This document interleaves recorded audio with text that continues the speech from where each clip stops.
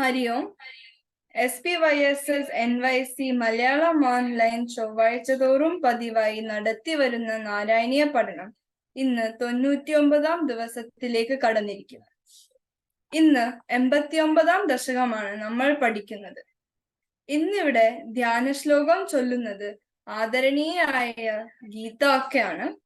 Chanting guidance നടത്തുന്നത് ആദരണീയായ Girija അക്കയും repeat ചെയ്യുന്നത് ആദരണീയരായ ജയശ്രീ അക്ക, വത്സല അക്ക, പ്രേമവലി അക്ക എന്നിവരാണ്.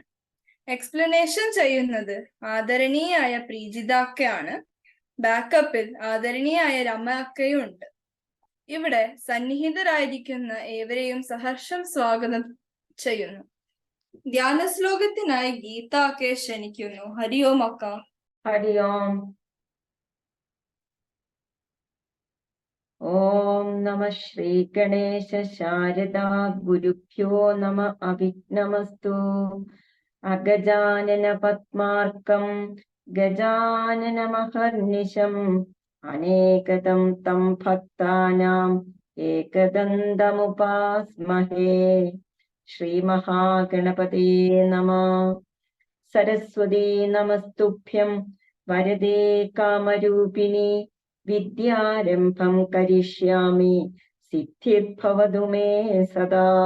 ശ്രീ മഹാസരസ്വത്യൈ നമഃ.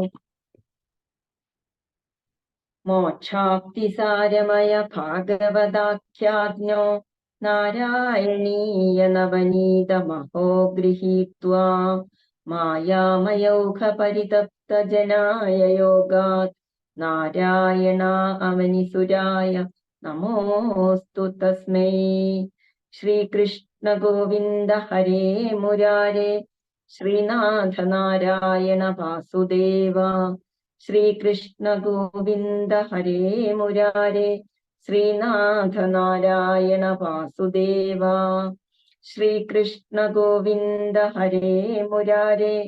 ശ്രീനാഥ നാരായണ വാസുദേവ.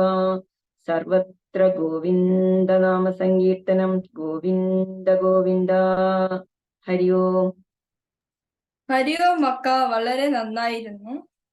അടുത്തതായി ചാൻഡിങ് ഗൈഡൻസിനായി ഗിരിജ അക്കയും റിപ്പീറ്റ് ചെയ്യാൻ ജയശ്രീ അക്ക, വത്സല അക്ക, പ്രേമവല്ലി അക്ക എന്നിവരെയും ക്ഷണിക്കുന്നു. ഹരി ഓം അക്ക. ഹരി ഓം. ഓം നമോ നാരായണായ. ഇന്ന് 89-ാം ദശകം മൃഗാസുരന്റെ കഥയും ഭൃഗു പരീക്ഷണം, ഭൃഗു മഹർഷിയുടെ പരീക്ഷണവുമാണ് നമ്മൾ ഇന്ന് പഠിക്കുന്നത്.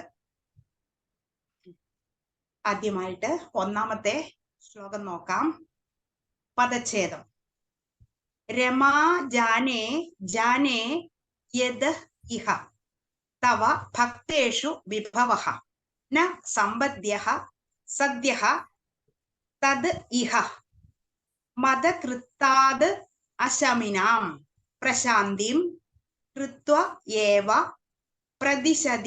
പ്രതിശസി തതഃ കാമം അഖിലം പ്രശാന്തേഷു ക്ഷിപ്രം ന ഖലു ഭവദീയേ ച്യുതികഥ. നമുക്ക് ശ്ലോകം പഠിക്കാം. രമാ ജാനേ ജാനേ യദിഹ തവ ഭക്തേഷു വിഭവോ ന സമ്പദ്യ സദ്യസ്തദിഹ മദകൃത്വാ ദശമിനാം.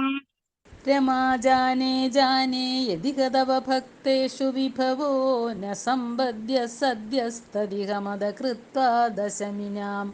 പ്രശാന്തിം കൃത്വൈവ പ്രതിശസി തതഃ കാമമഖിലം പ്രശാന്തേഷു ക്ഷിപ്രം ന ഖലു ഭവദീയേ ച്യുതികഥ.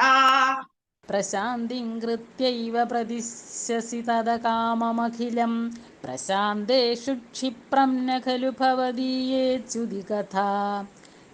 രമാ ജാനേ ജാനേ യദിഹ തവ ഭക്തേഷു വിഭവോ ന സമ്പദ്യ സദ്യസ്തദിഹ മദകൃത്വാ ദശമിനാം. പ്രശാന്തിം കൃത്വൈവ പ്രതിശസി തതഃ കാമമഖിലം പ്രശാന്തേഷു ക്ഷിപ്രം ന ഖലു ഭവദീയേ ച്യുതികഥ. रमा जाने जाने यदि तव भक्तेषु विभवो न सम्पद्य सद्यस्तदिह मदकृत्वा दशमिनां प्रशान्तिं कृत्यैव प्रदिश्यसि तदकाममखिलं प्रशान्तेषु क्षिप्रं न खलु भवदीयेच्युतिकथा. ഈ ഒന്നാമത്തെ ശ്ലോകം ശിഖരിണി വൃത്തത്തിലാണ് തയ്യാറാക്കിയിട്ടുള്ളത്. ഇനി രണ്ടാമത്തെ ശ്ലോകം വസന്ത തിലകം എന്ന വൃത്തത്തിലാണ് തയ്യാറാക്കിയിട്ടുള്ളത്. രണ്ടാമത്തെ ശ്ലോകം പഠിക്കാം. ആദ്യം പദച്ഛേദം. സദ്യഃ പ്രസാദരുഷിതാൻ വിധി ശങ്കരാദീൻ കേചിത് വിഭോ നിജഗുണാ അനുഗുണം ഭജന്തഃ ഭ്രഷ്ടാ ഭ്രഷ്ടാ ഭവന്തി ബദ കഷ്ടം അദീർഘദൃഷ്ട്യാ സ്പഷ്ടം മൃഗാസുര ഉദാഹരണം കില അസ്മിൻ. ശ്ലോകം നോക്കാം. സത്യപ്രസാദരുഷിതാൻ വിധി ശങ്കരാദീൻ കേചിത് വിഭോ നിജഗുണാനുഗുണം ഭജന്തഃ. സദ്യപ്രസാദരുഷിതാൻ വിധി ശങ്കരാദീൻ കേചിദ്വിഭോ നിജഗുണാനുഗുണം ഭജന്ത. ഭ്രഷ്ടാ ഭവന്തി ബദ കഷ്ടമദീർഘദൃഷ്ട്യാ സ്പഷ്ടം മൃഗാസുര ഉദാഹരണം കിലാസ്മിൻ. ഭ്രഷ്ടാ ഭവന്തി ബദകഷ്ടമദീർഘദൃഷ്ട്യാ സ്പഷ്ടം മൃഗാസുര ഉദാഹരണം കിലാസ്മിൻ. സത്യപ്രസാദരുഷിതാൻ വിധി ശങ്കരാദീൻ കേചിത് വിഭോ നിജഗുണാനുഗുണം ഭജന്തഃ ഭ്രഷ്ടാ ഭവന്തി ബദ കഷ്ടമദീർഘദൃഷ്ട്യാ സ്പഷ്ടം മൃഗാസുര ഉദാഹരണം കിലാസ്മിൻ. സദ്യപ്രസാദരുഷിതാൻ വിധി ശങ്കരാദീൻ കേചിദ്വിഭോ നിജഗുണാനുഗുണം ഭജന്ത ഭ്രഷ്ടാ ഭവന്തി ബദകഷ്ടമദീർഘദൃഷ്ട്യാ സ്പഷ്ടം മൃഗാസുര ഉദാഹരണം കിലാസ്മിൻ. അടുത്തതായി ശ്ലോകം 3. ഇത് ദ്രുത വിളംബിതം എന്ന വൃത്തത്തിലാണ് തയ്യാറാക്കിയിട്ടുള്ളത്. ശകുനിജഃ സ തോ നാരദം ഏകദാ ത്വരിതതോഷം അപൃച്ഛത് അധീശ്വരം സഹ ച ദിദേശ ഗിരീശം ഉപാസിതും ന തോ ഭവന്തം അബന്ധും അസാധുഷു. ശ്ലോകം പഠിക്കാം. ശകുനിജ സതു നാരദമേകദാ ത്വരിതതോഷമപൃച്ഛദധീശ്വരം. ശകുനിജ സതു നാരദമേകദാ ത്വരിതതോഷമപൃച്ഛദധീശ്വരം. സചദിദേശഗിരീശമുപാസിതും നതു ഭവന്തം അബന്ധുമസാധുഷു. സചദിദേശഗിരീശമുപാസിതും നതു ഭവന്തമബന്ധുമസാധുഷു. ശകുനിജ സതു നാരദമേകദാ ത്വരിതതോഷമപൃച്ഛദധീശ്വരം സചദിദേശഗിരീശമുപാസിതും നതു ഭവന്തമബന്ധുമസാധുഷു. ശകുനിജ സതു നാരദമേകദാ ത്വരിതതോഷമപൃച്ഛദധീശ്വരം സചദിദേശഗിരീശമുപാസിതും നതു ഭവന്തമബന്ധുമസാധുഷു. അടുത്തതായി ശ്ലോകം 4 ശിഖരിണി. തപഃ തപത്വാ ഘോരം സഹ ഖലു കുപിതഃ സപ്തമദിനേ ശിരഃ ചിത്വാ സദ്യഃ പുരഹരം ഉപസ്ഥാപ്യ പുരതഃ അതിക്ഷുദ്രം രൗദ്രം ശിരസി കരദാനേന നിധനം ജഗന്നാഥാത് വവ്രേ ഭവതി വിമുഖാനാം ക്വ ശുഭധീഹി. ശ്ലോകം പഠിക്കാം. തപസ്തപത്വാ ഘോരം സഖലു കുപിത സപ്തമദിനേ ശിരച്ഛിത്വാ സദ്യ ഉപസ്ഥാപ്യ പുരതഃ. തപസ്തപത്വാ ഘോരം സഖലു കുപിത സപ്തമദിനേ ശിരശ്ചിത്വാ സദ്യ പുരഹരമുപസ്ഥാപ്യ പുരത. അതിക്ഷുദ്രം രൗദ്രം ശിരസി കരദാനേന നിധനം ജഗന്നാഥാത് വൗരേ ഭവതി വിമുഖാനാം ക്വ ശുഭധീഃ. അതിക്ഷുദ്രം രൗദ്രം ശിരസി കരദാനേന നിധനം ജഗന്നാഥാദ്വൗരേ ഭവതി വിമുഖാനാം ക്വ ശുഭതി. തപസ്തപത്വാ ഘോരം സ ഖലു കുപിത സപ്തമദിനേ ശിരച്ഛിത്വാ സദ്യ പുരഹരമുപസ്ഥാപ്യ പുരതഃ അതിക്ഷുദ്രം രൗദ്രം ശിരസി കരദാനേന നിധനം ജഗന്നാഥാത് വൗരേ ഭവതി വിമുഖാനാം ക്വ ശുഭധീ. തപസ്തപത്വാ ഘോരം സ ഖലു കുപിത സപ്തമദിനേ ശിരശ്ചിത്വാ സദ്യ പുരഹരമുപസ്ഥാപ്യ പുരതാ അതിക്ഷുദ്രം രൗദ്രം ശിരസി കരദാനേന നിധനം ജഗന്നാഥാദ്വൗരേ ഭവതി വിമുഖാനാം ക്വ ശുഭതി. അടുത്തതായി ശ്ലോകം 5. ഇത് ശ്രദ്ധരയിലാണ് തയ്യാറാക്കിയിട്ടുള്ളത്. നമുക്ക് പദച്ഛേദം നോക്കാം. മോക്താരം ബന്ധമുക്തഃ ഹരിണപതിഃ ഇവ പ്രാദ്രവത് സഹ അഥ രുദ്രം ദൈത്യാത് ഭീത്യാ സ്മ ദേവോ ദേവഃ ദിശി വലതേ പൃഷ്ഠതഃ ദൃഷ്ടിഃ. തൂഷ്ണീകേ സർവലോകേ തവ പദം അധിരോക്ഷ്യന്തം ഉദ്വീക്ഷ്യ സർവം ദൂരാത് ഏവാ അഗ്രതത്വം പടു വടു വപുഷാ തസ്തിഷേ ദാനവായ. ശ്ലോകം പഠിക്കാം.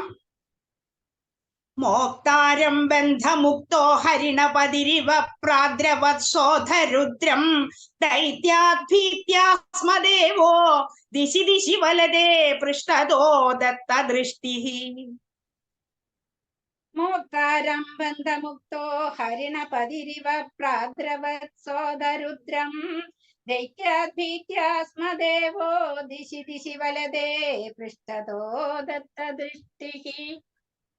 തൂഷ്ണീകേ സർവലോകേ തവ പദമധിരോക്ഷ്യന്തമുദ്ദീക്ഷ്യ ശർവം ദൂരാദേവാഗ്രതസ്ത്വം പടുവടുവപുഷാ തസ്തിഷേ ദാനവായ. തൂഷ്ണീകേ സർവലോകേ തവ പദമധിരോക്ഷന്തമുദീക്ഷ്യ സർവം ദൂരാദേവാഗ്രതസ്ത്വം പടുവടുവപുഷാ തസ്തിഷേ ദാനവായ. മോക്താരം ബന്ധമുക്തോ ഹരിണപതിരിവ പ്രാദ്രവത്സോധരുദ്രം ദൈത്യാദ്ഭീത്യാ സ്മ ദേവോ ദിശി ദിശി വലതേ പൃഷ്ഠതോ ദത്തദൃഷ്ടിഃ. തൂഷ്ണീകേ സർവലോകേ തവ പദമധിരോക്ഷ്യന്തമുദ്വീക്ഷ്യ സർവം ദൂരാദേവാഗ്രതസ്ത്വം പടുവടുവപുഷാ തസ്തിഷേ ദാനവായ. മോക്താരം ബന്ധമുക്തോ ഹരിണപതിരിവ പ്രാദ്രവത്സോധരുദ്രം ദൈത്യാദ്ഭീത്യാ സ്മ ദേവോ ദിശി ദിശി വലതേ പൃഷ്ഠതോ ദത്തദൃഷ്ടിഃ. തൂഷ്ണീകേ സർവലോകേ തവ പദമധിരോക്ഷന്തമുദ്വീക്ഷ്യ സർവം ദൂരാദേവാഗ്രതസ്ത്വം പടുവടുവപുഷാ തസ്തിഷേ ദാനവായ. അടുത്തതായി നമുക്ക് ശ്ലോകം 6 പഠിക്കാം. ഭദ്രം തേ ശാകുനേയ ഭ്രമസി കിം അധുനാ ത്വം പിശാചസ്യ വാചാ സന്ദേഹഃ ചേത് മദുക്തൗ തവ ഹിമു ന കരോഷിം അങ്കുലീം അംഗമൗലൗ ഇത്തം ത്വദ് വാക്യമൂഢഃ ശിരസി കൃതകരഃ സഹ അപതത് ഛിന്നപാദം ഭ്രംശഃ ഹി ഏവം പര ഉപാസിതുഃ അപി ച ഗതിഃ ശൂലിനഃ അപി ത്വം ഏവ. ശ്ലോകം പഠിക്കാം. അതും ശ്രദ്ധയിലാണ്.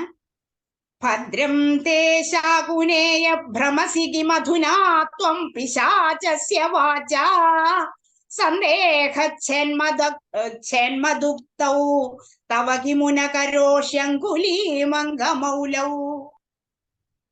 ഭദ്രം തേ ശാകുനേയ ഭ്രമസി കിമധുനാ ത്വം പിശാചസ്യ വാചാ സന്ദേഹശ്ചേന്മദുക്തൗ തവ കിമുന കരോഷ്യങ്കുലീമംഗമൗലൗ.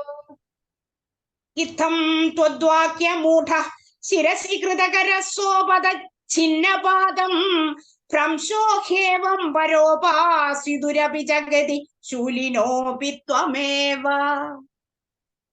ഇത്തം ത്വദ്വാക്യമൂഢ ശിരസി കൃതകരസോപദച്ഛിന്നപാദം ഭ്രംശോസ്യേവം പരോപാസിതുരപി ജഗതി ശൂലിനോപി ത്വമേവ. ഭദ്രം ദേ ശാകുനേയ ഭ്രമസി കിമധുനാ ത്വം പിശാചസ്യ വാചാ സന്ദേഹച്ഛന്മദുക്തൗ തവ കിമുന കരോഷ്യങ്കുലീമംഗമൗലൗ.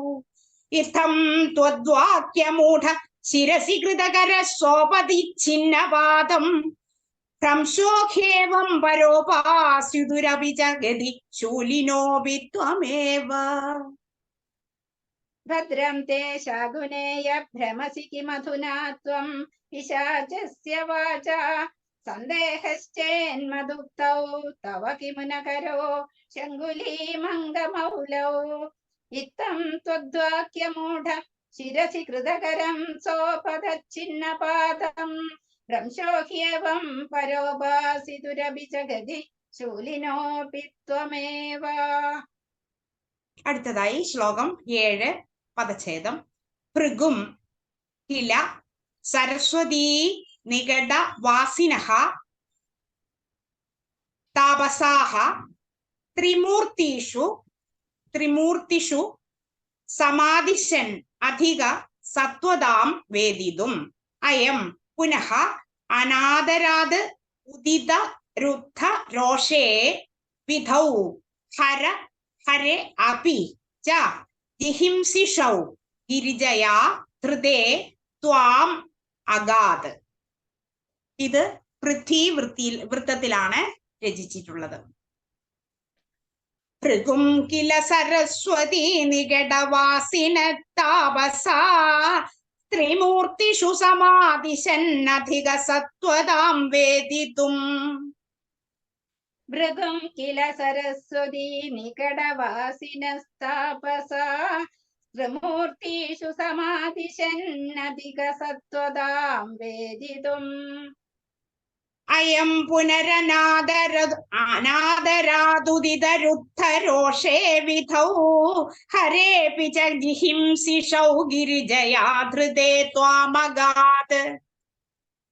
അയം പുനരനാദരാദുദിതരുദ്ധരോഷേ വിധൗ ഹരേപി ച ജിഹിംസിഷൗ ഗിരിജയാ ധൃതേ ത്വാമഗാത്. ഭൃഗും കില സരസ്വതീ നികടവാസിനസ്താപസാ ത്രിമൂർത്തിഷു സമാദിശന്നധിക സത്വതാം വേദിതും അയം പുനരനാദരാദുദിതരുദ്ധരോഷേ വിധൗ ഹരേപി ച ജിഹിംസിഷൗ ഗിരിജയാ ധൃതേ ത്വാമഗാത്. ഭൃഗം കില സരസ്വതീ നികടവാസിനസ്താപസാ ത്രിമൂർത്തിഷു സമാദിശന്നധിക സത്വതാം വേദിതും അയം പുനരനാദരാദുദിതരുദ്ധരോഷേ വിധൗ ഹരേപി ച ജിഹിംസിഷൗ ഗിരിജയാ ധൃതേ ത്വാമഗാത്. അടുത്തതായി ശ്ലോകം 8. അത് വസന്ത തിലകത്തിലാണ് തയ്യാറാക്കിയിട്ടുള്ളത്. പദച്ഛേദം നോക്കാം. സുപ്തം രമ അംഗഭുവി പങ്കജലോചനം ത്വാം വിപ്രേ വിനിഘ്നതി പദേന മുദാ ഉത്ഥിത ത്വം. സർവം ക്ഷമസ്വ മുനിവർയ ഭവേത് സദാ മേ ത്വത് പാദഛിന്നം ഇഹ ഭൂഷണം ഇതി അവാദീഹി. ശ്ലോകം പഠിക്കാം. സുപ്തം രമാംഗഭുവി പങ്കജലോചനം ത്വാം വിപ്രേ വിനിഘ്നതി പദേന മുദോത്ഥിതസ്ത്വം. സുപ്തം രമാകഭുവി പങ്കജലോചനം ത്വാം വിപ്രേ വിനിഘ്നതി പദേന മുദോത്ഥിതസ്ത്വം. സർവം ക്ഷമസ്വ മുനിവർയ ഭവേത് സദാ മേ ത്വത്പാദചിഹ്നമിഹ ഭൂഷണമിദ്യവാദി. സർവം ക്ഷമസ്വ മുനിവർയ ഭവേത് സദാ മേ ത്വത്പാദചിഹ്നമിഹ ഭൂഷണമിത്യവാദി. സുപ്തം രമാംഗഭുവി പങ്കജലോചനം ത്വാം വിപ്രേ വിനിഘ്നതി പദേന മുദോത്ഥിതസ്ത്വം. സർവം ക്ഷമസ്വ മുനിവർയ ഭവേത് സദാ മേ തത്പാദചിഹ്നമിഹ ഭൂഷണമിത്യവാദി. സുപ്തം രമാകഭുവി പങ്കജലോചനം ത്വാം വിപ്രേ വിനിഘ്നതി പദേന മുദോത്ഥിതസ്ത്വം. സർവം ക്ഷമസ്വ മുനിവർയ ഭവേത് സദാ മേ ത്വത്പാദചിഹ്നമിഹ ഭൂഷണമിത്യവാദി. അടുത്തതായി ശ്ലോകം 9. ഇതും വസന്ത തിലകത്തിലാണ് തയ്യാറാക്കിയിട്ടുള്ളത്. പദച്ഛേദം നോക്കാം.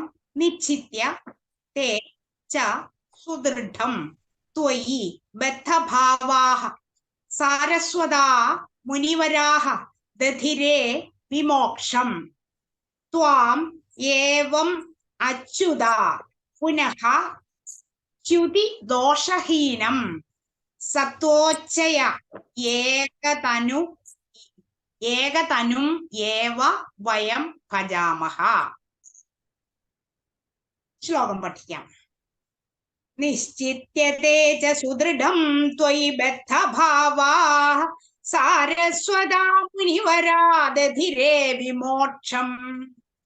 നിശ്ചിത്യത്തെ ച സുദൃഢം ത്വയി ബദ്ധഭാവാഃ സാരസ്വതാ മുനിവരാ ദധിരേ വിമോക്ഷം. ത്വാമേവമച്യുത പുനശ്ച്യുതി ദോഷഹീനം സത്വോച്ചയൈകതനുമേവ വയം ഭജാമ. ത്വാമേവമച്യുത പുനശ്ച്യുതി ദോഷഹീനം സത്വോച്ചയൈകതനുമേവ വയം ഭജാമ. നിശ്ചിത്യത്തെ ച സുദൃഢം ത്വയി ബദ്ധഭാവാഃ സാരസ്വതാ മുനിവരാ ദധിരേ വിമോക്ഷം. ത്വാമേവമച്യുത പുനച്യുതി ദോഷഹീനം സത്വോച്ചയൈകതനുമേവ വയം ഭജാമ. നിശ്ചിത്യത്തെ ച സുദൃഢം ത്വയി ബദ്ധഭാവാഃ സാരസ്വതാ മുനിവരാ ദധിരേ വിമോക്ഷം. ത്വാമേവമച്യുത പുനശ്ച്യുതി ദോഷഹീനം സത്വോച്ചയൈകതനുമേവ വയം ഭജാമ. അടുത്തതായി ശ്ലോകം 10. ഇത് ശിഖരിണി വൃത്തത്തിലാണ് തയ്യാറാക്കിയിട്ടുള്ളത്. പദച്ഛേദം. ജഗൽ സൃഷ്ട്യാദൗ ത്വാം നിഗമ നിവഹൈഃ വന്ദിഭിഃ ഇവ സ്തുതം വിഷ്ണോ സച്ചിത് പരമരസ നിർദ്വൈത വപുഷം. പരാത്മാനം ഭൂമൻ പശുപ വനിതാ ഭാഗ്യ നിവഹം. പരീതാപശ്രാന്തൈ പവനപുരവാസിൻ പരിഭജേ. ശ്ലോകം പഠിക്കാം. ജഗൽ സൃഷ്ട്യാദൗ ത്വാം നിഗമ നിവഹൈർവിന്ദിഭിരിവ സ്തുതം വിഷ്ണോ സച്ചിത് പരമരസ നിർദ്വൈത വപുഷം. ജഗത് സൃഷ്ട്യാദൗ ത്വാം നിഗമനിവഹൈർവിന്ദിഭിരിവ സ്തുതം വിഷ്ണോ സച്ചിത് പരമരസ നിർദ്വൈത വപുഷം. പരാത്മാനം ഭൂമൻ പശുമ വനിതാ ഭാഗ്യ നിവഹം. പരീതാപശ്രാന്തൈ പവനപുരവാസിൻ പരിഭജേ. പരമാത്മൻ ഭൂമൻ പശുപവനിതാ ഭാഗ്യ നിവഹം. പരീതാപശ്രാന്തൈ പവനപുരവാസിൻ പരിഭജേ. ജഗൽ സൃഷ്ട്യാദൗ ത്വാം നിഗമനിവഹൈർവന്ദിഭിരിവ സ്തുതം വിഷ്ണോ സച്ചിത് പരമരസ നിർദ്വൈത വപുഷം പരാത്മാനം ഭൂമൻ പശുപ വനിതാ ഭാഗ്യനിവഹം പരീതാവശ്രാന്ത്യൈ പവനപുരവാസിൻ പരിഭജേ. ജഗത്സൃഷ്ട്യാദൗ ത്വാം നിഗമനിവഹൈർവന്തി ഭിരിവ സ്തുതം വിഷ്ണു സച്ചിത് പരമരസനിർദ്വൈതവപുഷം പരാത്മാനം ഭൂമൻ പശുപവനിതാ ഭാഗ്യനിവഹം പരിതാപശ്രാന്തേ പവനപുരവാസിൻ പരിഭജേ. സർവത്ര ഗോവിന്ദ നാമ സങ്കീർത്തനം ഗോവിന്ദ ഗോവിന്ദ. ഹരി ഓം. ഹരി ഓം. ഇന്നത്തെ പാരായണം ഭംഗിയായി അവസാനിച്ചിരിക്കുന്നു. അടുത്തതായി എക്സ്പ്ലനേഷൻ ആണ്. അതിനായി പ്രീജിത അക്കെ ക്ഷണിക്കുന്നു. ഹരി ഓം അക്ക. ഹരി ഓം. ഇവിടെ ദശകം 89 മൃഗാസുരവധവും ഭൃഗുപരീക്ഷണവുമാണ് ഇതിന്റെ പ്രതിപാദ്യം. ശ്ലോകം നോക്കാം. രമാജാനെ, രമാവല്ലഭ, അതായത് വിഷ്ണുവിനെയാണ് ഉദ്ദേശിക്കുന്നത്. രമാവല്ലഭൻ, രമാജാനെ എന്ന് പറഞ്ഞാല് ജാനകി ജാനെ എന്നൊക്കെ കേട്ടിട്ടില്ലേ, അതുപോലെ രമാജാനെ വിഷ്ണു ഭഗവാനെ എന്നാണ് പറയുന്നത്. തവ ഭക്തേഷു, അങ്ങയുടെ ഭക്തന്മാരിൽ വിഭഹ സമ്പത്ത് ന സമ്പന്ധ്യ സമ്പൂർണമല്ല. അതായത് ലോകത്തിൽ അങ്ങയുടെ വിഷ്ണു ഭക്തർക്ക് സമ്പദ് സമൃദ്ധി പെട്ടെന്ന് വന്നു ചേരുന്നില്ല എന്നാണ് പറയുന്നത്. അവർക്ക് പൂർണ്ണമായ സമ്പത്ത് പെട്ടെന്ന് ഉണ്ടാകുന്നില്ല. അതായത് ഭഗവാനെ ഭജിക്കുന്നവർ പലതരത്തിലുണ്ട്. അതായത് ഒന്നാമത്തത് അർത്ഥന്മാർ, അതായത് സംസാര ദുഃഖത്തിൽ കിടന്ന് വലയുന്നവർ, അവർ ഭഗവാനെ ഭജിക്കാറുണ്ട്. അതുപോലെ തന്നെ അത്യാർത്ഥന്മാർ, സമ്പത്ത് പെട്ടെന്ന് വേണമെന്ന് ആഗ്രഹിക്കുന്നവർ, അവരോട് ഭഗവാൻ വേഗം കനിയാറേയില്ല. അവർക്കെല്ലാം പെട്ടെന്ന് വേണം, അവർക്ക് കാത്തിരിക്കാൻ മടിയാണ്. പിന്നെ മൂന്നാമത്തെ വിഭാഗം ജിജ്ഞാസുക്കൾ, അതായത് ഭഗവാനെ അറിയാൻ ആഗ്രഹിക്കുന്നവർ. നാലാമത്തെ ആൾക്കാർ ജ്ഞാനികൾ, അവർക്ക് പൂർണ്ണമായ ഭക്തിയോട് ഭഗവാനെ ഭജിക്കുന്നവരാണ്. അപ്പോൾ ഭഗവാൻ ഈ അത്യാർത്ഥന്മാർക്ക് സമ്പത്ത് പെട്ടെന്ന് വേണമെന്ന് ഒരു മടിയുമില്ല, അവർക്ക് കാത്തിരിക്കാൻ മടിയാണ്. അങ്ങനെയുള്ളവർക്ക് ഭഗവാൻ കനിയാറില്ല എന്നാണ് പറയുന്നത്. അതുപോലെ തന്നെ അവർ കാത്തിരിക്കാൻ മടിയുള്ളവരോട് ഭഗവാൻ എന്താണ് ഇങ്ങനെ കനിയാൻ മടിക്കുന്നത്, അതൊരു കാരണവുമുണ്ട്. പൊതുവെ പറയുന്നത് വിഷ്ണു ഭക്തന്മാർക്ക് സമ്പത്ത് പെട്ടെന്ന് കിട്ടുന്നില്ല, ഐശ്വര്യം ഉണ്ടാകുന്നില്ല എന്നാണ്, കാലതാമസം ഉണ്ടാകുന്നു എന്നാണ് പറയുന്നത്. അതായത് തന്റെ ഭക്തന്മാർ ഒരിക്കലും വിഷ്ണു ഭഗവാൻ ഒരിക്കലും കൈവിടാറില്ല. അവർക്ക് സമ്പത്ത് കിട്ടിയാൽ അവർ അഹങ്കാരികളായി മാറും. അവർക്കത് വിനിയോഗിക്കാനുള്ള ബുദ്ധിമുട്ടുണ്ടാകും. ആഡംബര ജീവിതം നയിക്കും.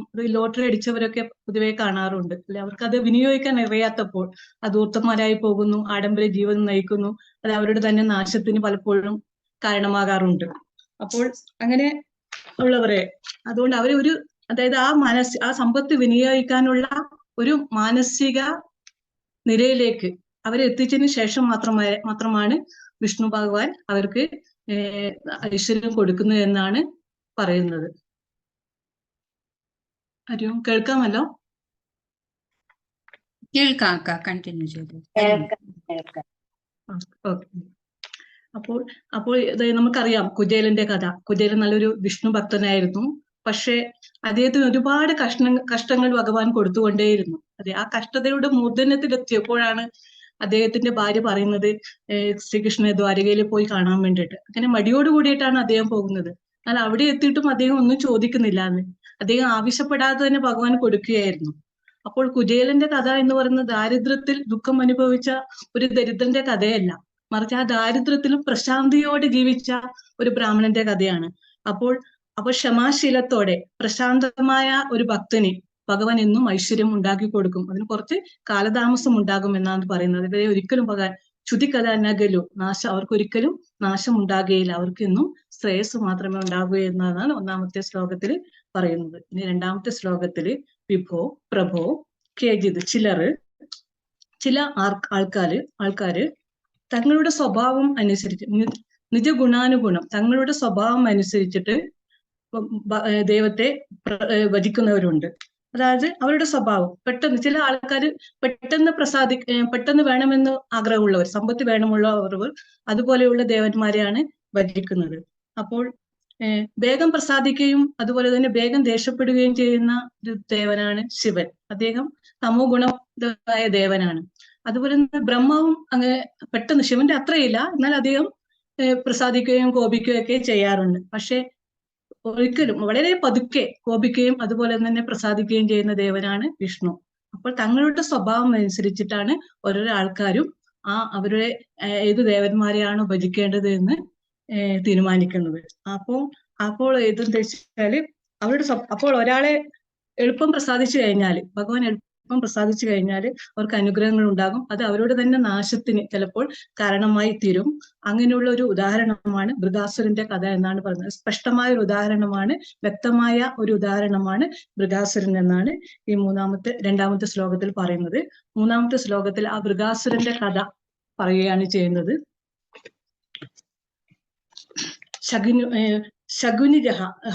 ശകുനിയുടെ പുത്രനാണ് ഈ ബൃഗാസുരൻ. അങ്ങനെ ഒരു ദിവസം നാരദ മഹർഷിയോട് ത്വരിതദോഷം, എളുപ്പം എളുപ്പം കിട്ടുന്ന അധീശ്വര ദേവനെ കുറിച്ച്, എളുപ്പം പ്രസാദിക്കുന്ന ഒരു ദേവനെ കുറിച്ച് അദ്ദേഹം ചോദിച്ചു. അപ്പോൾ ബൃഗാസുരൻ നാരദ മഹർഷിയോട് ഇങ്ങനെ ചോദിച്ചപ്പോഴാണ്, എനിക്ക് കാത്തിരിക്കാനൊക്കെ ഭയങ്കര മടിയാണ്, എനിക്ക് എളുപ്പം വരം കിട്ടണം, അത് ഞാൻ ഏത് ദേവനെയാണ് ഉപാസിക്കേണ്ടത് എന്ന് ചോദിച്ചപ്പോൾ നാരദ മഹർഷി പറഞ്ഞു, അങ്ങനെ കാത്തിരിക്കാൻ മടിയാണെങ്കിൽ, എളുപ്പം വേണമെങ്കിൽ ശിവനെ പോയിട്ട് ധ്യാനിച്ചോളൂ, തപസ് ചെയ്തോളൂ, അപ്പോൾ അദ്ദേഹം പെട്ടെന്ന് തന്നെ പ്രസാദിക്കും, എനിക്ക് വരം കിട്ടുകയും ചെയ്യും. അങ്ങനെ അദ്ദേഹം ശിവനെ ആദരിക്കാൻ വേണ്ടിയിട്ട് തുടങ്ങി. ശിവൻ എന്ന് പറഞ്ഞാൽ ഈ ദുർജനങ്ങളോട് കൂടുതൽ അടുപ്പം കാണിക്കുന്ന ഒരു വ്യക്തിയാണ് ശിവൻ. എന്താ വെച്ചാൽ അദ്ദേഹത്തിന് അങ്ങനെയാണ്, നമുക്കറിയാം രാവണൻ, കുംഭകർണൻ, ഹിരണ്യകശിപു ഇവരൊക്കെ ശിവഭക്തന്മാരായിരുന്നു അല്ലെ. അവർക്ക് അവരുടെ ശക്തിക്ക് കാരണം തന്നെ ആ ശിവന്റെ വരമാണ്. അങ്ങനെയാണ് അവർ വരം കിട്ടിക്കഴിഞ്ഞ ശേഷം അവർ ഭയങ്കര അഹങ്കാരികളായി മാറുകയാണ് ചെയ്യുന്നത്. അപ്പൊ നേരെ ദേവലോകത്തേക്ക് എത്തും, ഇന്ദ്രനെ അവിടുന്ന് ഓടിക്കും. അങ്ങനെ ഇന്ദ്രൻ ഓടി ബ്രഹ്മാവിന്റെ അടുത്തെത്തും. അങ്ങനെ ബ്രഹ്മാവും ശിവനും കൂടിയിട്ട് മഹാവിഷ്ണുവിന്റെ അടുത്തെത്തും. പിന്നെ അവരെ ഇല്ലാതാക്കാനുള്ള കാര്യങ്ങളാണ് പിന്നെ ആലോചിച്ചുകൊണ്ട് വരുന്നത്. അപ്പോൾ അങ്ങനെ ശിവനോട് വരം ചോദിക്കാൻ വേണ്ടിയിട്ട് ശിവന് വേണ്ടിയിട്ട് ഒരു തപസ് ചെയ്യുകയാണ് ബൃഗാസുരൻ ഇവിടെ ചെയ്യുന്നത്. അങ്ങനെ ശിവനെ അതികഠിനമായ തപസ് ചെയ്തു. അങ്ങനെ ഏഴാമത്തെ ദിവസമായി ശിവൻ പ്രത്യക്ഷപ്പെട്ടില്ല. അപ്പോൾ കോപിച്ചിട്ട് ശിരസ് മുറിക്കാൻ, തന്റെ സ്വന്തം ശിരസ് മുറിച്ചിട്ട് ആ ഹോമകുണ്ഡത്തിലേക്ക് ഇടുവാൻ വേണ്ടിയിട്ട് നിൽക്കുകയാണ് നമ്മുടെ ബൃഗാസുരൻ. അപ്പോൾ ഭയങ്കര അതികഠിനമായ തപസ്സാണ് അത്. സ്വന്തം തല തന്നെ വെട്ടി അതിലിടുക എന്ന് വിചാരിച്ചു കഴിഞ്ഞാൽ ആ സമയത്ത് ശിവൻ പ്രത്യക്ഷപ്പെട്ടു. എന്നിട്ട് അപ്പോൾ പ്രത്യക്ഷപ്പെട്ട ശിവനോട് ഭയങ്കരമായ ഒരു വരമാണ് ബൃഗാസുരൻ ചോദിക്കുന്നത്. എന്തെന്ന് വെച്ചാൽ, ഞാൻ ആരുടെ തലയിൽ തൊടുന്നുവോ, ആരുടെ മൂർധാവിൽ ഞാൻ കൈവെക്കുന്നുവോ അവർ ഇങ്ങനെ മരിച്ചു വീഴണം, ഇങ്ങനെ ഷോക്ക് അടിച്ച പോലെ അവർ പെട്ടെന്ന് തന്നെ ഇങ്ങനെ മരിച്ചു വീഴണം എന്നുള്ള ഒരു ഭയങ്കരമായ ഒരു വരമാണ് അല്ലെ ബൃഗാസുരൻ വാങ്ങിക്കുന്നത്. എത്ര നിർദ്ദിഷ്ടമാണ് ആ വരം എന്ന് നോക്കണം അല്ലെ. അപ്പൊ നമുക്ക് ആരെ വേണമെങ്കിലും ഭജിക്കാം, പ്രാർത്ഥിക്കാം, എല്ലാം ചെയ്യാം. പക്ഷെ നമ്മൾ വരം ചോദിക്കുമ്പോൾ അല്ലെ, പ്രയോജനമുള്ള ഒരു വരം ചോദിക്കണമല്ലേ. ആർക്കും ഈ ലോകത്തിന് തന്നെ നാശമുണ്ടാക്കുന്ന ഒരു വരം, നമുക്ക് നാശമുണ്ടാക്കുന്ന ഒരു വരം നമ്മൾ ഒരിക്കലും ചോദിക്കാൻ പാടില്ല. പക്ഷെ ഈ ബൃഗാസുരൻ ഒരു ദുഷ്ടനായതുകൊണ്ട്, അഹങ്കാരി ആയതുകൊണ്ട് അങ്ങനെയുള്ള വരമാണ് ശിവനോട് അദ്ദേഹം ചോദിച്ചത്. അപ്പൊ മേൽപ്പത്തൂരിവിടെ പറയുകയാണ്, അങ്ങയെ ഭജിക്കാത്തവർക്ക് നല്ല ബുദ്ധി ഉണ്ടാവുകയില്ല. വിഷ്ണു ഭഗവാനെ ഭജിക്കാത്തവർക്ക് നല്ല ബുദ്ധി ഉണ്ടാവുകയില്ല. അവർക്ക് മംഗളബുദ്ധി വേണമെങ്കിൽ, സദ്ബുദ്ധി വേണമെങ്കിൽ വിഷ്ണു ഭഗവാനെയാണ് ഭജിക്കേണ്ടതെന്നാണ് ഇവിടെ മേൽപ്പത്തൂർ പറയുകയാണ് ചെയ്യുന്നത്. അങ്ങനെ 5ാമത്തെ ശ്ലോകത്തില് ബൃഗാസുരന് വരം കിട്ടിയപ്പോൾ ബൃഗാസുരന്റെ സ്വഭാവം പെട്ടെന്ന് തന്നെ മാറി. ദുഷ്ടനായ ബൃഗാസുരൻ ബന്ധനത്തിൽ നിന്നും മുക്തനായ, കെട്ടഴിച്ചു വിട്ട സിംഹത്തെ പോലെയായി ബൃഗാസുരൻ. എന്നിട്ട് പറയുകയാണ്, വരം കൊടുത്ത ശിവനോട് പറയാണ്, പ്രഭു ഒരു മിനിറ്റ് അവിടെ നിൽക്ക്, പോകല്ലേ. എന്താ? ശിവൻ ചോദിച്ചാൽ എന്താ കാര്യം? എനിക്ക് പരീക്ഷിക്കാനുണ്ട്, ഈ വരം അത് സഫലമാകുമോ എന്ന് എനിക്ക് പരീക്ഷിക്കാനുണ്ട്. അതുകൊണ്ട് അങ്ങയുടെ മൂർധാവിൽ ഞാൻ തൊടാൻ പോവുകയാണ്, ആ തൊട്ടിട്ടാണ് ഞാൻ പരീക്ഷിക്കുന്നത് എന്നാണ് പറഞ്ഞത്. ശിവന് പേടിയായി, കൊടുക്കുകയും ചെയ്തു, വരം കൊടുക്കുകയും ചെയ്തു. ഇപ്പോൾ ശിവനെ തന്നെ കൊല്ലേണ്ട പുറപ്പാടാണ് ബൃഗാസുരന്. അങ്ങനെ ശിവൻ പേടിച്ചിട്ട് ദിക്കുകൾക്ക് ഓടും ഓരോരോ ദിക്കുകൾക്ക് ഓടും ഇങ്ങനെ ഓടിക്കൊണ്ടിരിക്കുകയാണ് ശിവൻ. അല്ലെ, ലോകം മുഴുവനും സഞ്ചരിച്ചു മൃഗാസുരനെ പേടി. പിന്നോട്ട് നോക്കിയിട്ടാണ് ഓടിക്കൊണ്ടിരിക്കുന്നത്, പുറകിലുണ്ടോ മൃഗാസുരൻ എന്ന് വിചാരിച്ചിട്ട്.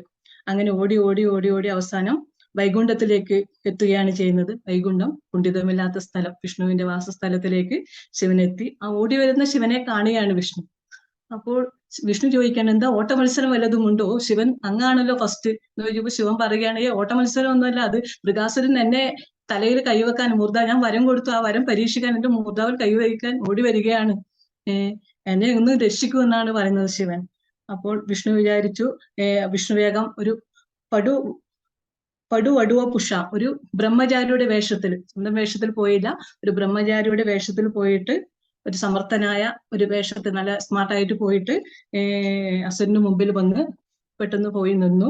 എന്നിട്ട് അസുരനെ അവിടെ തടഞ്ഞു നിർത്തുകയാണ് ചെയ്യുന്നത്. ഇത് പറയുകയാണ്, ശകുനിപുത്രനായ മൃഗാസുര തേ ഭദ്രം, നിനക്ക് മംഗളം ഭവിക്കട്ടെ. നിനക്ക് ശിവൻ വരം തന്നു എന്നല്ലേ പറയുന്നത്. അയാൾ വരം കൊടുക്കുകയുള്ളൂ, പക്ഷെ ആ വരമൊന്നും ഇതുവരെ അതിന് ഫലമൊന്നും ഉണ്ടാകുകയില്ല. കാരണം എന്തെന്ന് വെച്ചാല്, ദക്ഷൻ അദ്ദേഹം പിശാചസ്യ വാചാന്ന് എന്ന് പറയുന്നു. ദക്ഷശാപത്താല് ശിവന് എന്താ വെച്ചാൽ ഇപ്പോൾ ഒരു ശാപം കിട്ടിയിട്ടുണ്ട്, കൊടുത്ത വരങ്ങളൊന്നും സഫലമാകുകയില്ല എന്നുള്ള ഒരു ശാപം അദ്ദേഹത്തിന് കിട്ടിയിട്ടുണ്ട്. അതുകൊണ്ട് അയാൾ വരം കൊടുക്കുകയുള്ളൂ, അതൊരിക്കലും ഫലിക്കുകയില്ല എന്ന് പറഞ്ഞു. ഇത് പറഞ്ഞു, കഴിഞ്ഞ ആഴ്ച എനിക്ക് 3 വരങ്ങൾ തന്നതാണ്, അത് ഇതുവരെ ഫലിച്ചില്ല, അതുകൊണ്ട് അതൊന്നും ഫലിക്കാനൊന്നും പോകുന്നില്ല, നീ അത് വിട്ടേക്ക്. അതുകൊണ്ട് നീ ഒരു കാര്യം ചെയ്യേ, നിന്റെ തലയിൽ തന്നെ കൈവച്ച് നോക്കൊന്ന് പരീക്ഷിക്കും, നോക്കാലോ നമുക്ക് എന്ന് പറഞ്ഞു. അതൊരു പൊട്ടനായതുകൊണ്ട്, മൃഗാസുരൻ അത്രക്കൊരു പൊട്ടനായതുകൊണ്ട് അദ്ദേഹം തലയിൽ തന്നെ കൈവച്ച് നോക്കുകയാണ്. സ്വന്തം തലയിൽ കൈവച്ചപ്പോൾ അപ്പോൾ തന്നെ ആ മൃഗാസുരൻ ഒരു മരം മുറിച്ചിട്ട പോലെ അവിടെ വീണ് പോയി. അങ്ങനെ മൃഗാസുരന്റെ കഥയും കഴിഞ്ഞു. അപ്പോഴാണ് ശിവന് ഇങ്ങനെ ശ്വാസം നേരെ വീണത്. ശിവന് വേഗം വന്നു ഗുരുവായൂരപ്പന്റെ അടുത്ത്, വിഷ്ണുവിന്റെ അടുത്ത് വന്നിട്ട് പറഞ്ഞു, അങ്ങ് വന്നത് നന്നായി, അല്ലെങ്കിൽ എന്നെ ഇപ്പോൾ ജീവനോടെ കാണാൻ കഴിയില്ലായിരുന്നു അല്ലെ. അപ്പോൾ വിഷ്ണു പറയാണ്, കൊടുക്കുന്ന ഇമാതിരി വരമൊന്നും നിങ്ങൾ ഇനി ആർക്കും കൊടുക്കരുത് അല്ലെ. കൊടുക്കുന്ന ഇങ്ങനത്തെ പൊട്ടന്മാർക്ക് ഇങ്ങനത്തെ വരങ്ങളൊക്കെ കൊടുത്തു കഴിഞ്ഞാൽ അത് നമുക്ക് തന്നെ ആപത്തായി മാറും. അഥവാ കൊടുക്കുന്നുണ്ടെങ്കിൽ കുറച്ച് ദൂരെ നിന്ന് കൊടുക്കണം, ഇത്ര അടുത്ത് പോയിട്ടൊന്നും കൊടുക്കാൻ പാടില്ല. അത് നമുക്ക് തന്നെയാണ് ആപത്ത് എന്ന് പറഞ്ഞാൽ അത് ഭയങ്കര അപകടങ്ങൾ ഉണ്ടാക്കും എന്ന് പറയുകയാണ്. അപ്പോൾ ഇവിടെ ഭട്ടതിരിപ്പാട് പറയാണ്, ഇവരൊക്കെ പൊട്ടന്മാരായ വിഡ്ഢികളായ ഭക്തന്മാരാണ്, അതുകൊണ്ടാണ് നമ്മളെ കളിയാക്കിയാണ് അല്ലെ. പെട്ടെന്ന് വരം വാങ്ങിക്കഴിഞ്ഞിട്ട് അത് നമ്മൾക്ക് തന്നെ ആപത്തായി മാറിയത് കൊണ്ടാണ് അങ്ങനെ പറഞ്ഞത്. അപ്പോൾ മരങ്ങൾ ചോദിക്കുകയാണെങ്കിൽ മനസ്സിന് സ്വസ്ഥതയും സമാധാനവും ശാന്തിയും ഉണ്ടാക്കുന്ന വരങ്ങൾ ചോദിക്കുകയാണ് വേണ്ടതെന്നാണ് പറയുന്നത്. അപ്പൊ മൃഗാസുരന്റെ മരണം ലോകത്തിന് തിന്മ ആഗ്രഹിക്കുന്നവർക്ക് അവരുടെ തന്നെ അധംപതനത്തിനുള്ള ഒരു കാരണത്തിന്റെ ഒരു സൂചനയാണിത് കാണിക്കുന്നത്. അപ്പോൾ ഇവിടെ പറയാണ്, ശിവൻ ദിക്കുകൾ തോറും ഓടിക്കൊണ്ടേയിരുന്നു പേടിച്ചിട്ട് മൃഗാസുരനെ എന്നാണ് പറയുന്നത്. ശിവനെ അങ്ങനെ പേടിച്ച് ഓടേണ്ട വല്ല ആവശ്യമുണ്ടോ? അല്ലെ, മഹാദേവനാണ്, ലോകനാഥനാണ്, എല്ലാമാണ്. എന്തുകൊണ്ടാണ് ശിവൻ ഇവിടെ ഓടിയത്? അദ്ദേഹത്തിന് അപ്രത്യക്ഷനായാൽ മതിയായിരുന്നു, അല്ലെങ്കിൽ മൃഗാസുരനെ കൊല്ലാൻ അദ്ദേഹത്തിന് സാധിക്കുമായിരുന്നു. എന്തുകൊണ്ടാണ് അദ്ദേഹം പേടിച്ചു ഓടിയത്? കാരണം എന്തെന്ന് വെച്ചാല്, ആ ദുഷ്ടന്റെ നിഗ്രഹം മഹാവിഷ്ണുവിന്റെ കൈകൊണ്ട് തന്നെ കടക്കട്ടെ, ഞാൻ വരം കൊടുത്തിട്ട് കൊല്ലുന്നത് ശരിയല്ലോ എന്ന് ഉദ്ദേശിച്ചാണ് ശിവൻ ഓടിയത്. അങ്ങനെ നേരെ വൈകുണ്ഠത്തിലേക്ക് എത്തിയത്. അങ്ങനെ മൃഗാസുരൻ നാശത്തിന് സ്വയം കുഴി കുഴിക്കുകയാണ് ചെയ്യുന്നത്. അപ്പൊ ഇവരൊക്കെ തന്നെയാണ്, ഒരു ചൊല്ലുണ്ട്, പട്ടും കിട്ടി തട്ടും കിട്ടി എന്ന പോലെ തന്റെ നാശത്തിന് അത് കാരണമാവുകയും ചെയ്തു ആ വരം. ഇനി 7ാമത്തെ ശ്ലോകത്തിൽ പറയുന്നു, ഭൃഗു മഹർഷിയുടെ കാര്യമാണ് പറയുന്നത്. സരസ്വതി നിഴകടവാസിന, സരസ്വതി നദീതീരത്ത് താമസിക്കുന്ന താപസന്മാര്, ത്രിമൂർത്തികളിൽ ആർക്കാണ് ബ്രഹ്മാവ്, വിഷ്ണു, മഹേശ്വരന്മാർ, ഈ ത്രിമൂർത്തികളിൽ വെച്ച് ഇവരിൽ ആർക്കാണ് അധിക സത്വഗുണം അധികമുള്ളത് എന്ന് പരീക്ഷിക്കാൻ വേണ്ടിയിട്ട് അവർ തീരുമാനിച്ചു. അതിന് അവർ നിയോഗിച്ചത് ഭൃഗു മഹർഷിയാണ്. ഭൃഗു മഹർഷിയെ ചുമതലപ്പെടുത്തിയിട്ട് പറഞ്ഞു, അങ്ങ് പോയിട്ട് അന്വേഷിച്ച് വരണം, ഈ 3 ത്രിമൂർത്തികളിൽ ബ്രഹ്മാവിൽ, വിഷ്ണു, മഹേശ്വരന്മാരിൽ ആർക്കാണ് സത്വഗുണം കൂടുതലുള്ളതെന്ന് അങ്ങ് പരീക്ഷിക്കണമെന്ന് പറഞ്ഞിട്ട് അദ്ദേഹത്തെ പറഞ്ഞയക്കുകയാണ് ചെയ്യുന്നത്. ആദ്യം ഭൃഗു മഹർഷി ബ്രഹ്മസന്നിധിയിലാണ് പോകുന്നത്. സത്യലോകത്തേക്ക് പോയി ബ്രഹ്മാവിന്റെ അടുത്തേക്ക് പോയി. അവിടെ കയറി ചെന്നപ്പോൾ ബ്രഹ്മാവ് എവിടെയുണ്ട്. ബ്രഹ്മാവിനെ മൈൻഡാക്കാതെ പോയി ഭൃഗു മഹർഷി അവിടത്തേക്ക്. അതായത് അദ്ദേഹത്തിന് വീട്ടിൽ പോയിട്ട് അദ്ദേഹത്തെ മൈൻഡാക്കുന്നില്ല, കണ്ട ഭാവേ ഇല്ല. ഇത് കണ്ടപ്പോൾ ബ്രഹ്മാവിന് ദേഷ്യം വന്നു. ആദ്യം ദേഷ്യപ്പെട്ടെങ്കിലും പിന്നീട് ക്ഷമിക്കുകയാണ് ഉണ്ടായത്. എന്നിട്ട് അവിടെ നിന്ന് നേരെ ബ്രഹ്മാവിന്റെ അടുത്ത് നിന്ന് ഇത് പിന്നെ പോയത് കൈലാസത്തിലാണ്, ശിവന്റെ അടുത്തേക്കാണ് പോയത്. അവിടെ പോയപ്പോൾ ശിവൻ ഓടി വന്ന് ഭൃഗു മഹർഷിയെ കെട്ടിപ്പിടിച്ചു. വന്നിട്ട് ആലിംഗനം ചെയ്യാൻ വന്നപ്പോൾ അത് തട്ടിമാറ്റുകയാണ് ചെയ്യുന്നത്. അദ്ദേഹത്തിന്റെ അഹങ്കാരം, ഞാൻ വലിയ മഹർഷിമാരിൽ വെച്ച് അത്രക്കും ശ്രേഷ്ഠനാണ്, അങ്ങതാണ് ഇതാണ് എന്നുള്ള തപശക്തി ഉള്ളവനാണെന്നുള്ള അഹങ്കാരം കൊണ്ട് അത് തട്ടിമാറ്റി. അപ്പോൾ ശിവന് ഭയങ്കര ദേഷ്യം വന്നു. ശിവൻ തന്റെ ശൂലം കൊണ്ട് അദ്ദേഹത്തെ കൊല്ലാൻ നോക്കിയപ്പോൾ ഗിരിജയ എന്ന് പറയുന്ന പാർവതി ദേവി അദ്ദേഹത്തെ തടഞ്ഞു. വേണ്ട, വെറുതെ വിട്ടേക്ക് എന്ന് പറഞ്ഞു. അങ്ങനെ ഈ പ്രശ്നങ്ങൾ രണ്ടിടത്തും, ബ്രഹ്മാവിന്റെ അടുത്തും ശിവന്റെ അടുത്തും പോയിട്ട് ഇങ്ങനെ പ്രശ്നങ്ങൾ ഉണ്ടാക്കിയതിന് ശേഷം പിന്നീട് പോയത് വൈകുണ്ഠത്തിലേക്കാണ് നേരെ പോയത്, വിഷ്ണുവിനെ പരീക്ഷിക്കാൻ വേണ്ടിയിട്ട്. അങ്ങനെ വൈകുണ്ഠത്തിൽ എത്തുകയാണ് ഭൃഗു മഹർഷി.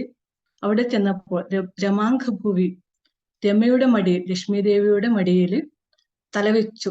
സുപ്തം പങ്കജലോചൻ, ഉറങ്ങിക്കിടക്കുന്ന, തലവെച്ചിട്ട് ഇങ്ങനെ ഉറങ്ങിക്കിടക്കുന്ന ആരെ കണ്ടു? വിഷ്ണുവിനെ കാണുന്നു. വിഷ്ണുവിനെ കണ്ടപ്പോൾ ആ ഉറങ്ങിക്കിടക്കുന്ന വിഷ്ണുവിന്റെ മാറത്തേക്ക് ഒറ്റ ചവിട്ട് കൊടുത്തു ഭൃഗു മഹർഷി. എന്തൊരു തോന്നിയാസമാണ് അദ്ദേഹം ചെയ്തതല്ലേ. അത് കേട്ടപ്പോൾ പെട്ടെന്ന് വിഷ്ണു ഉണർന്ന് എഴുന്നേറ്റു. എന്നിട്ട് പറയുകയാണ്, മുനിവര, മുനിശ്രേഷ്ഠ, സർവം ക്ഷമസ്യ, എല്ലാം സർവവും ക്ഷമിക്കുക, തെറ്റ് എന്റേത് തന്നെയാണ് അല്ലെ. ഞാൻ ഇങ്ങനെ ഉറങ്ങിക്കിടക്കാൻ പാടില്ലായിരുന്നു അങ്ങ് വരുമ്പോൾ, അങ്ങേ സ്വീകരിക്കണമാണ്, അതുകൊണ്ട് എന്നോട് ക്ഷമിക്കുക എന്നാണ് പറഞ്ഞത്. അങ്ങേ അങ്ങ് വന്ന് കവാടത്തിൽ വന്ന് തന്നെ അങ്ങേ സ്വീകരിച്ചിട്ട് ഇങ്ങോട്ട് കൊണ്ടുവരികയാണ് വേണ്ടത്. ഞാൻ ചെയ്തത് തെറ്റ് തന്നെയാണ്, അതിനോട് ക്ഷമാപണമാണ് ആദ്യം വിഷ്ണു നടത്തിയത്, കോപിക്കുകയൊന്നും അല്ല ചെയ്തത്. അപ്പൊ തെറ്റ് ഇവിടെ ചെയ്തത് മൃഗാസുരൻ അവിടുത്തെ 2 സ്ഥലത്ത് പോയിട്ട് കൂടുതൽ തെറ്റൊന്നും ചെയ്തില്ല അല്ലെ. ഒരാളെ ആലിംഗനം ചെയ്തപ്പോൾ തട്ടിമാറ്റി, മറ്റാളെ മൈൻഡ് ആക്കാതെ പോയി. പക്ഷെ ഇവിടെ ഉറങ്ങിക്കിടക്കുന്ന ഒരാളുടെ നെഞ്ചില് മാറത്ത് ചവിട്ടുകയാണ് ചെയ്തത്. വലിയൊരു അപരാധമാണ് ഭൃഗു മഹർഷി ഇവിടെ ചെയ്തത്. എന്നിട്ടും ആ വിഷ്ണു ക്ഷമാപണത്തോടെ ക്ഷമയാചിക്കുകയാണ് ചെയ്തത്. തെറ്റ് എന്റേതാണെന്നാണ് ഭഗവാൻ പറയുന്നത്. എന്റെ സമസ്ത അപരാധങ്ങളും എന്നോട് പൊറുക്കുക.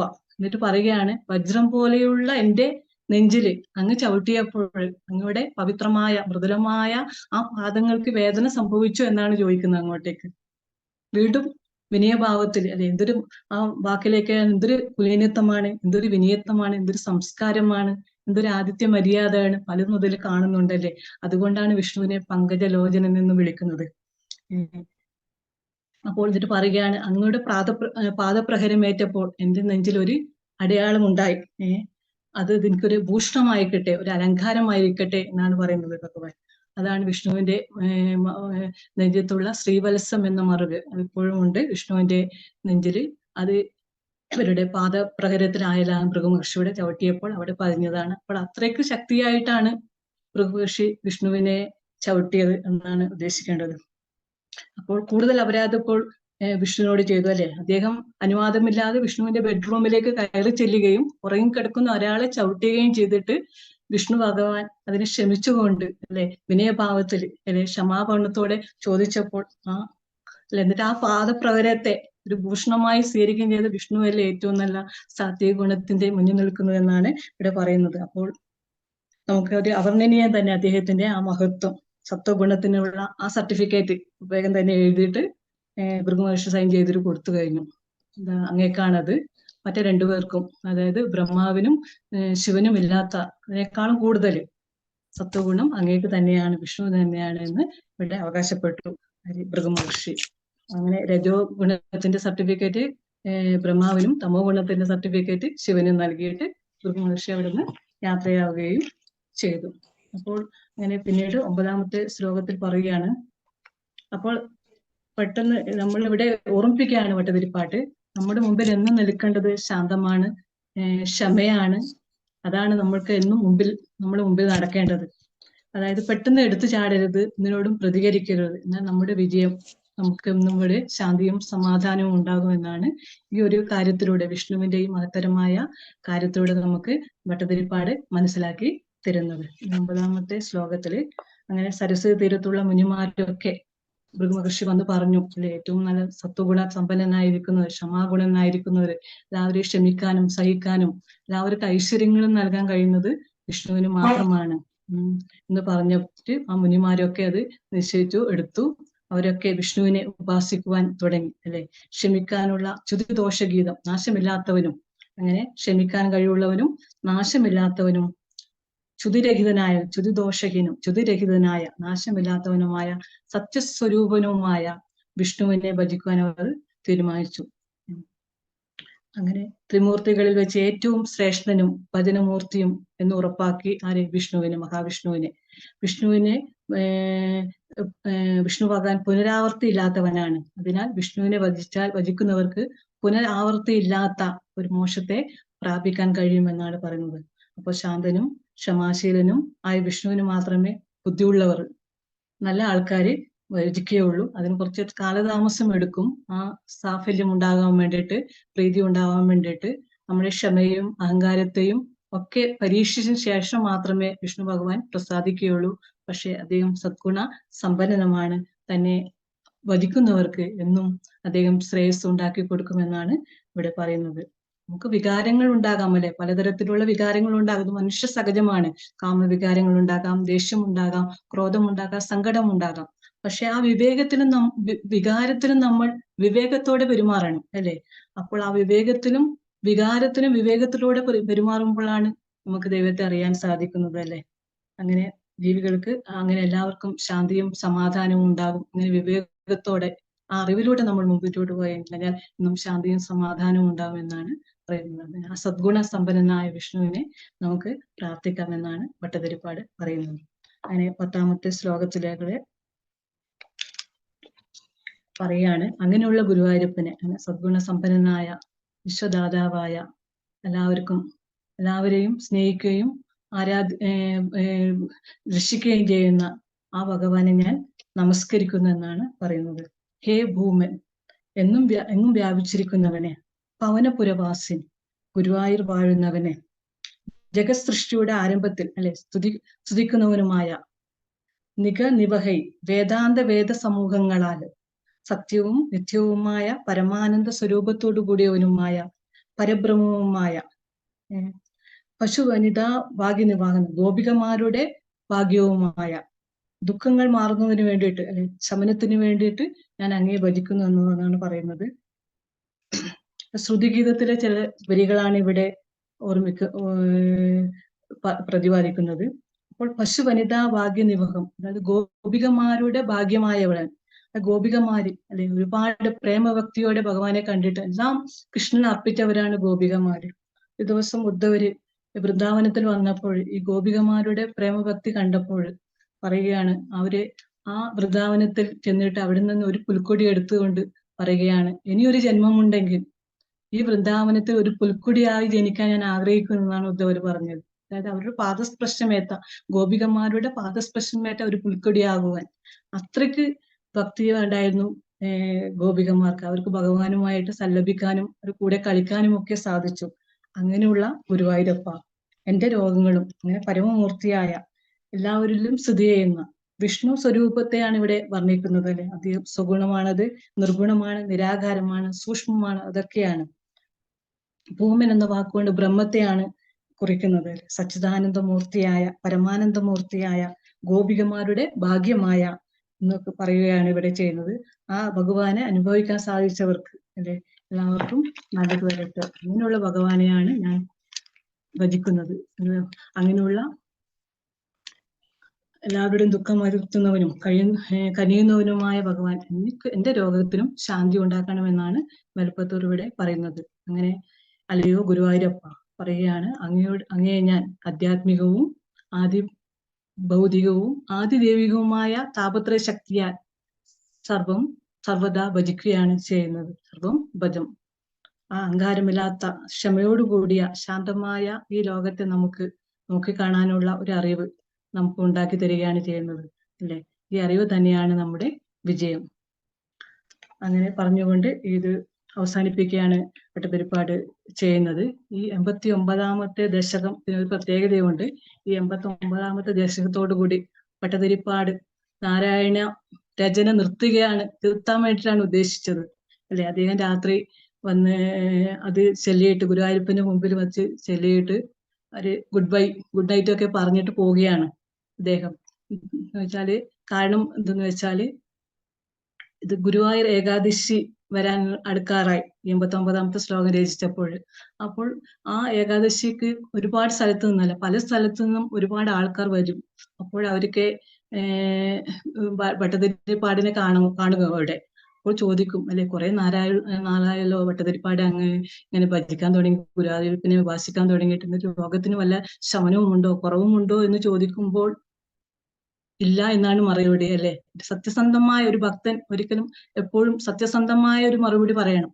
അപ്പോൾ ആ മറുപടി ഇല്ല എന്നാകുമ്പോൾ അപ്പോൾ അവര് പറയും, അല്ലെ, എന്തിനാണ് ഇവിടെ നിൽക്കുന്നത്, നിങ്ങൾക്ക് പോയിക്കൂടെ, പല വൈദ്യന്മാരെയും അല്ലെങ്കിൽ മരുന്നും കഴിച്ചുകൂടെ, ഇവിടെ ഇങ്ങനെ ഇരുന്ന് സമയം കഴിയണമെന്ന് ചോദിക്കുമ്പോൾ അല്ലെ, ഗുരുവായൂരപ്പനോടുള്ള അവരുടെ ആ ഭക്തിയും വിശ്വാസവും ഒക്കെ, ജനങ്ങളുടെ ഭക്തിയും വിശ്വാസവും ഒക്കെ കുറഞ്ഞു വരും. അതുകൊണ്ടാണ് അദ്ദേഹം വിചാരിച്ചത്, വേണ്ട, ഇനി ഏകാദശി വരുന്നതിന് മുമ്പ് ഇവിടുന്ന് സ്ഥലം കാലിയാക്കാം എന്ന് വിചാരിച്ചുകൊണ്ടിരുന്നിട്ട് അദ്ദേഹം അങ്ങനെ പറഞ്ഞിട്ട്, ഗുരുവായൂരപ്പനോട് പറഞ്ഞിട്ട് വീട്ടിലേക്ക് പോവുകയാണ് ചെയ്തത്. അദ്ദേഹം പോയ സമയത്ത് അന്ന് രാത്രിയിൽ അദ്ദേഹത്തിന് ഒരു സ്വപ്ന ദർശനം ഉണ്ടായി. സ്വപ്നത്തിൽ ഗുരുവായൂരപ്പൻ പ്രത്യക്ഷപ്പെട്ടിട്ട് പറയുകയാണ്, ഭട്ടതിരിപ്പാട് അങ്ങ് നിർത്തിയിട്ട് പോവുകയാണോ, എന്താണിത്, അങ്ങ് എന്തത് മുഴുവൻ ഭാഗവതം മുഴുവൻ എന്താ അധികം മുഴിപ്പിക്കാത്തത്, ഇനി ഒരുപാട് കാര്യങ്ങളുണ്ടല്ലോ അതിൽ പറയാൻ വേണ്ടിയിട്ട്, എന്തുകൊണ്ടാണ് അങ്ങ് നിർത്തുന്നത്, എനിക്ക് ഇനിയും കേൾക്കാനുണ്ട് കാര്യങ്ങൾ, ഇപ്പൊ അങ്ങയുടെ വാക്കിൽ നിന്ന് തന്നെ അത് കേൾക്കണം, നിങ്ങൾ അത് നിർത്തിയിട്ട് പോകരുത്, അല്ലെ, അത് മുഴുവൻ കംപ്ലീറ്റ് ആക്കിയാൽ മാത്രമേ അങ്ങയുടെ വാതരോഗത്തിന് ഒരു ശമനം ഉണ്ടാവുകയുള്ളൂ, അത് മുഴുവൻ അങ്ങ് മുഴിപ്പിക്കൂ എന്ന് പറഞ്ഞപ്പോൾ പിറ്റേ ദിവസം അദ്ദേഹത്തിന് ആ വാക്കുകൾ, ഗുരുവായൂരപ്പന്റെ ആ വാക്കുകൾ അദ്ദേഹത്തിന് ഒരു ശക്തിയും പ്രചോദനവും ഒക്കെ നൽകി. അതിന് വീണ്ടും പിറ്റേ ദിവസം മുതൽ 90ാമത്തെ ശ്ലോകം അദ്ദേഹം തുടങ്ങുകയാണ്, അല്ലെ, വീണ്ടും അത് പുനരചിക്കുകയാണ് ചെയ്യുന്നത്. അതായത് അത് അപ്പോൾ നമുക്ക് നോക്കിയാൽ അറിയാം, 90 മുതൽ അങ്ങോട്ടുള്ള ശ്ലോകങ്ങളെ കുറിച്ച്, അല്ലെ, മോക്ഷത്തെ കുറിച്ചാണ് പറയുന്നത്. കുറച്ച് തട്ടിയുണ്ട്, മനസ്സിലാക്കാൻ കുറച്ച് പ്രയാസമുണ്ട്. വരും ക്ലാസ്സുകളിൽ നമുക്കത് പഠിക്കാം. അപ്പോൾ ഇത് 89ാമത്തെ ഈ ശ്ലോകം ഇവിടെ, ഈ ദശകം ഇവിടെ പൂർണ്ണമാകുന്നു. നന്ദി, നമസ്കാരം.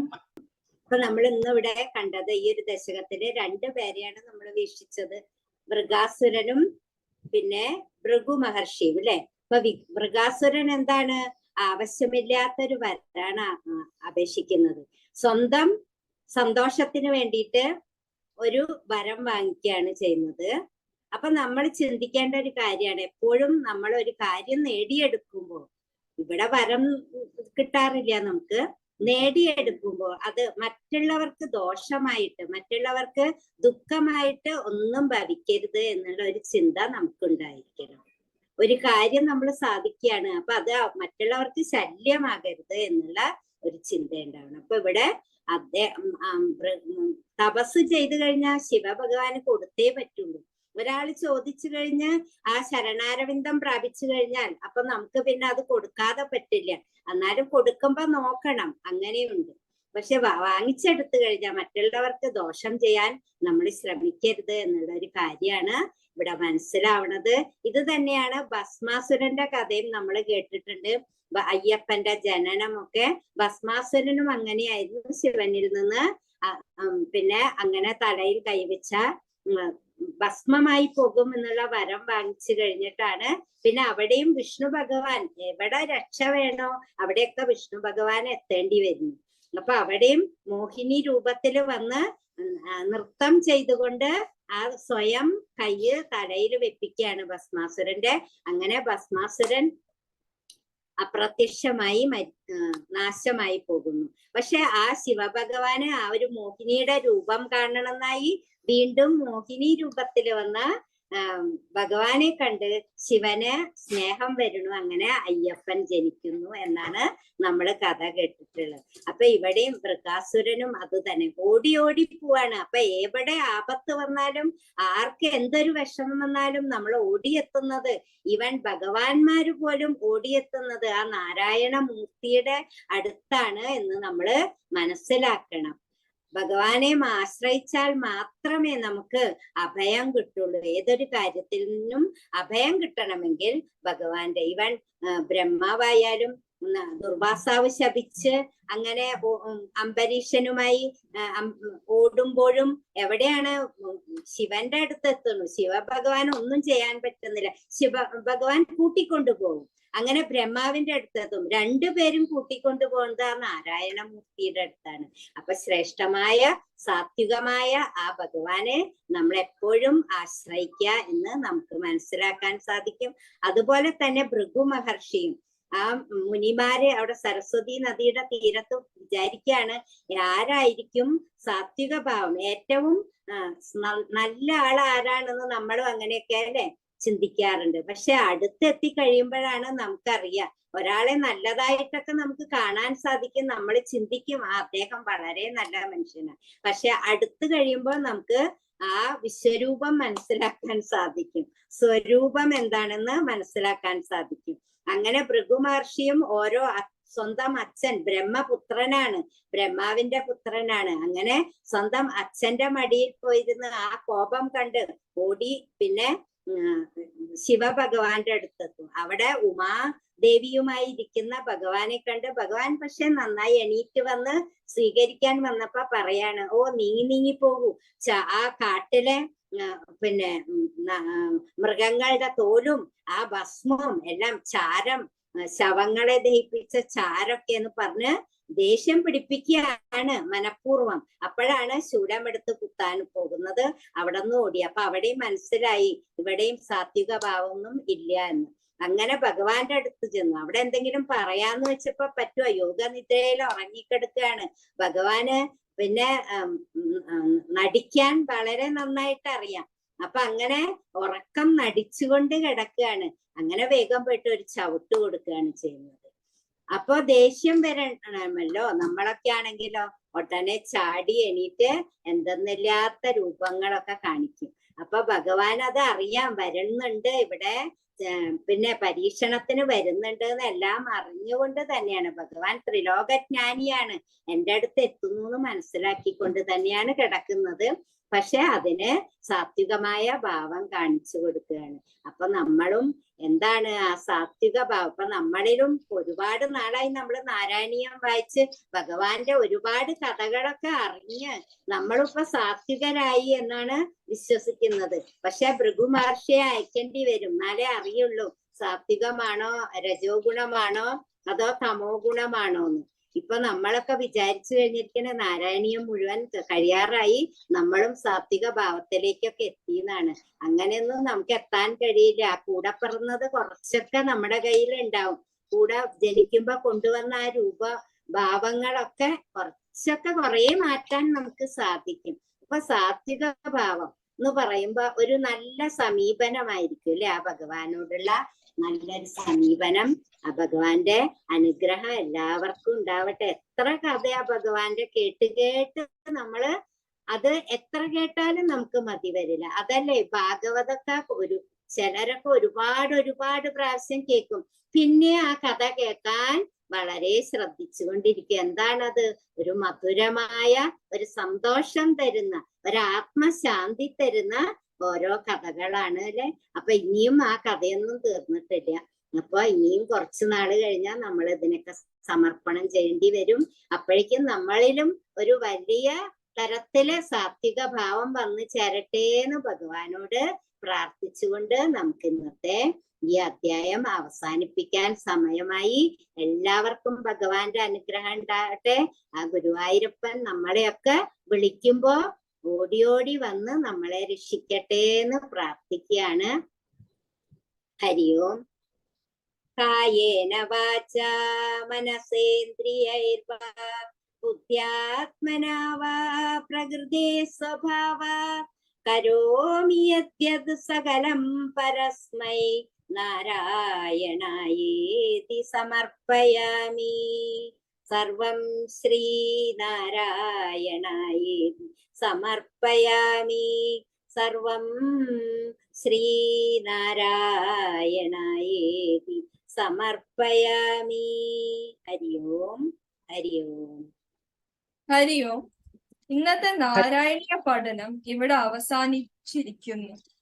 ഇന്നിവിടെ ധ്യാന ശ്ലോകം ചൊല്ലിയ ഗീത അക്കയ്ക്കും ചാന്റിംഗ് ഗൈഡൻസ് ചെയ്ത ഗിരിജ അക്കയ്ക്കും റിപ്പീറ്റ് ചെയ്ത ജയശ്രീ അക്ക, വത്സല അക്ക, പ്രേമവല്ലി അക്ക എന്നിവർക്കും എക്സ്പ്ലെയിൻ ചെയ്ത പ്രീജിത അക്ക, രമ അക്കയ്ക്കും സ്നേഹത്തോടെ സമിതിയുടെയും ഞങ്ങളുടെയും മറ്റുള്ള എല്ലാവരുടെ പേരിലും നന്ദി പറയുന്നു. കൂടാതെ ഇവിടെ സന്നിഹിതരായിരിക്കുന്ന എല്ലാവർക്കും നന്ദി. വീഡിയോ എഡിറ്റ് ചെയ്യുന്ന സുനൈന അക്കയ്ക്കും SPYSSനും നന്ദി. അടുത്തതായി ലോക കല്യാണ മന്ത്രം. അതിനായി ഇന്ദിരാക്കെ സ്നേഹപൂർവ്വം ക്ഷണിക്കുന്നു. ഹരിയോം ഇന്ദിരാക്ക. ഹരി ഓം. കൈകൾ നമസ്കാര സ്ഥിതിയിൽ കൊണ്ടുവരിക. ഓം സർവേ ഭവന്തു സുഖിനഃ, സർവേ സന്തു നിരാമയ, സർവേ ഭദ്രാണി പശ്യന്തു, മാ കശ്ചിത് ദുഃഖഭാഗ് ഭവേത്. ഹരി ഓം. ശാന്തി ശാന്തി ശാന്തി. ഹരി ഓം.